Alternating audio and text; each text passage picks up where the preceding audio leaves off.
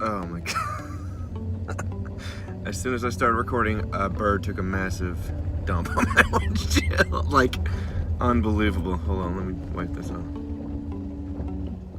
Anyway, Dell Demps Dell Demps just got fired.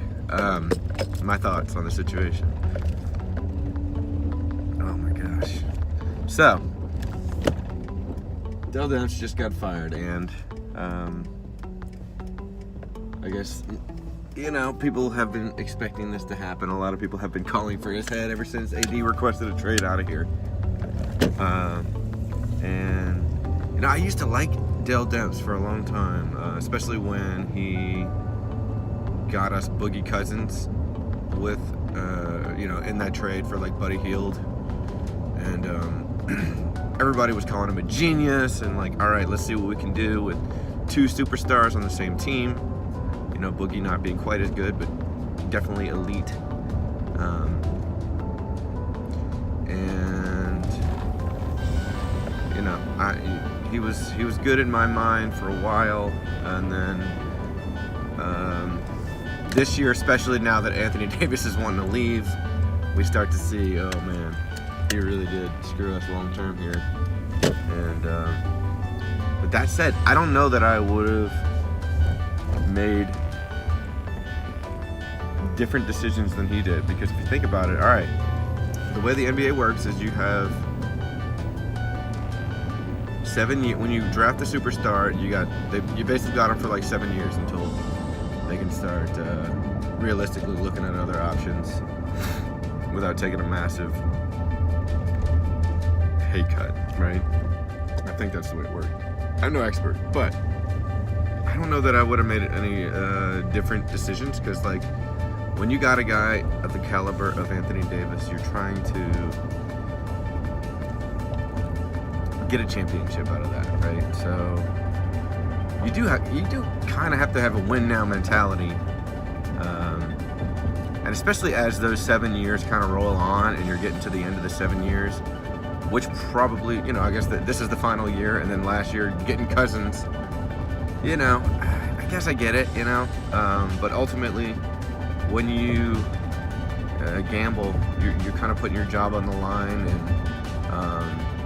and the Warriors have such a stranglehold on this league that you kind of, I don't know, everybody's just kind of desperate to get something happen. If you really want a championship, you really have to make some big moves, high risk, high reward.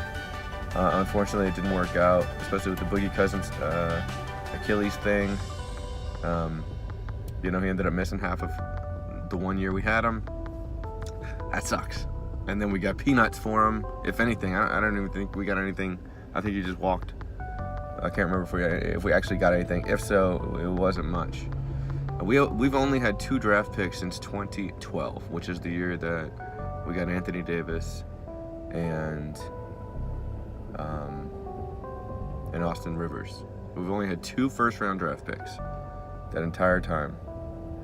So we traded away multiple opportunities, I guess, what, 6 opportunities at first-round draft picks, in exchange for what?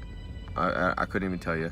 I'm sure we have some good pieces in there, but,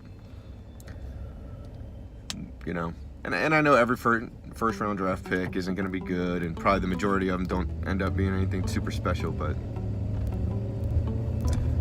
I don't know. Dell Demps was certainly in a tough spot, as is everybody in the NBA who's actually trying to do something and win a championship. But Dell Demps is gone, and props to Gail Benson for making a tough decision on getting rid of someone who, you know, I guess the biggest issue with Dell Demps is the trainer situation, probably, along with giving away all our draft picks.